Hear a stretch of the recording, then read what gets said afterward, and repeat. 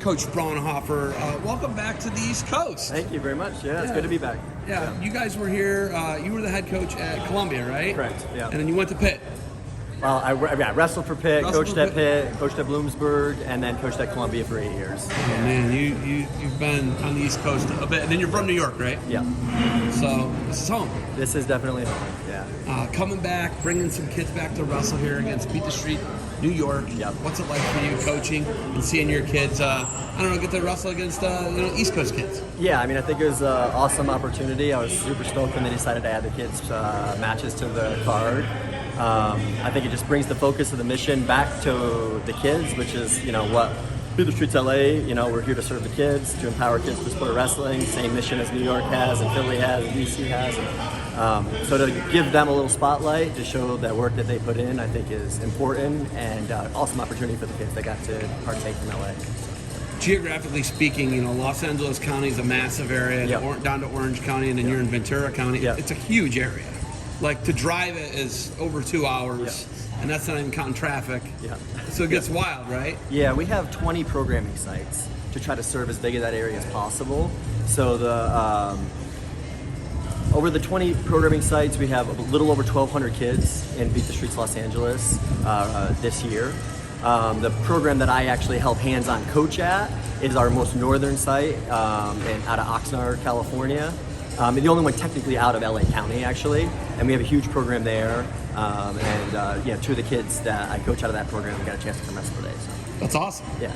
How did you feel about the performances? You said a barn burner. Yeah, barn you had burner. a 10-10, right? Kane's match is a little close for my liking. He's an awesome kid. He's just an 8th grader. He's super talented and works his tail off. He can definitely score points. He put 10 up today. First match was, I think a tough opponent for Josh, but he controlled the match. Obviously, did a great job. So the mission statement obviously is to keep kids off the street, away from bad things. Yep. I was in the Bronx last night after a Yankees game. Wow. I don't know if a lot of kids are going to want to be walking around that type of environment. Yeah. And that's, obviously you want kids off the streets for things like that. Yeah. They shouldn't be out there for things like that. Yeah. Getting them focused, getting them tutoring, getting them job resume skills, anything like interview skills, all the things that Beat the Streets does for kids. How important is it to focus kids and get them into more than just wrestling, but also life skills? Yeah, I think regardless of where you live, your background, where you come from, you need something in your life to keep you moving in a positive way. And wrestling has been able to provide that for a lot of people for a long time. And, we're not, I don't think, reinventing the wheel, but we're just giving opportunities to kids that, maybe wouldn't have the wrestling opportunity unless we were there providing it. We try to help them in all those different ways. We have a leadership academy now that's helping kids get ready to move on after high school, go to college, have a job. Hopefully a lot of those kids will come back and coach, and we can kind of create a sustainable system and produce our own coaches and mentors. We have a bunch of them in the program already. It's been fun helping Yaru and working with them for the last few years. The 5 boroughs are totally different than Los Angeles County and the surrounding counties. Like I was just talking about, California is such a crazy diverse, topography speaking, climate speaking. Like it's wild from the Bay Area down to where you guys is 6 hours. It's a different world. Then you got the mountains off to the eastern Sierras. Yeah. It's a wild place, right? Yeah. It's so different, right? It's pretty vast.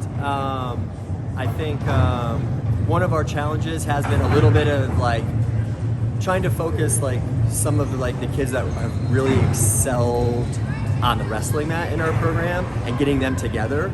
Just geographically, that's a challenge. So we've done a little bit more of that over the last few years of getting these all these kids are improving their lives one way or another through the sport and through the program. But some of them just turns out, they can really wrestle too.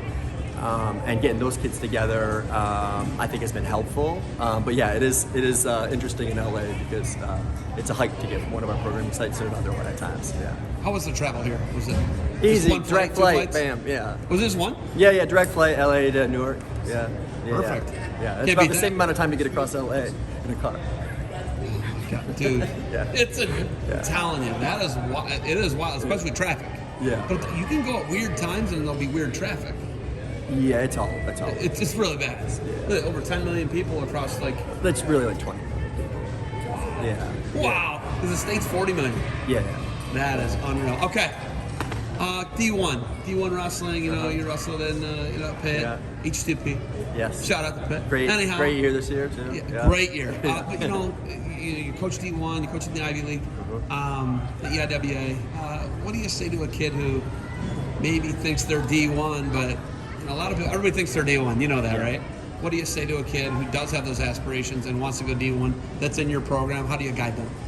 Yeah, I don't think I tell them anything different than I tell any other kid. Like, it's all about a process. Like, you got to get better at wrestling. Whether you want to be a Division I wrestler or Division III wrestler or go junior college first and see where you fall, like, today you just got to get a little better at wrestling. And more important than that is you got to make grades. And more important than that is you got to stay out of trouble. Because you're going to get compared to your peer group in terms of your talent and your credentials.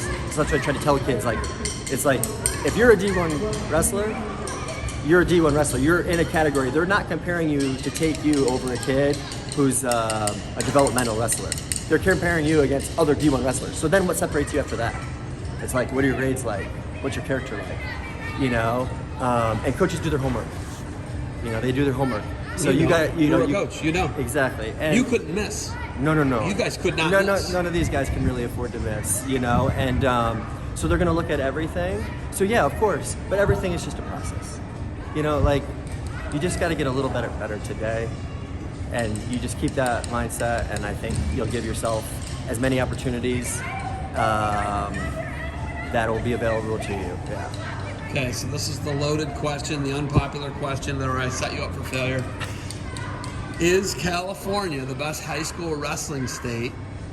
Or is PA, Jersey? What's the best high school? What's the toughest high school wrestling tournament to win? You've been all around. You've seen them all. A state tournament? Yeah, what's the toughest tournament to win? California's one class, 40 million plus people. Yeah. Is that the toughest to win? It's in the mix, and depending on the weight class, it could certainly be, because not only do we have the depth of talent, there's like 900 high school programs roughly, or over 900, and one champ. So from a statistical perspective, you could say, oh, the numbers just say California, but we all know from a statistical perspective, the numbers also say Pennsylvania when you look at their success after high school transitioning to Division I colleges. But I will say that Pennsylvania has so many opportunities to wrestle Division I that I think there are kids in California that get missed a little bit because there's less programs in state to take them, and then they could develop for a few years and then really make an impact later on, But yeah, it's an unbelievable tournament, and it is a really big deal to win it. And if you're good enough to win a California state title, you're good enough to compete at the next level. I'll give my unpopular answer. California's the hardest state tournament to win. I mean, I'll do it. I just said it. You heard me. Statistically, I'm an Ohio homer. You know that. Yeah, Come on. statistically, you could certainly argue it. And then there's some. If you're a rural area, you have another step of qualification process. There's 4 steps to get to the tournament. Right. The Masters tournament, who Josh, one of our wrestlers that wrestled today, goes through the Southern Section Masters, has more high schools that filter into it than any other state tournament in the country, except for I think Jersey because it's one division, and maybe Indiana because it's one division. But there's Indiana's 2 now. Oh, it's 2. I didn't even know. 2 now. It's changed. So there's 360 high schools that are in the qualifier through the Southern Section. That's hard. And you got a place there to move on. So yeah, it's pretty wild. Well, I love getting educated. Hey, thank you for the time. You got anything else for me?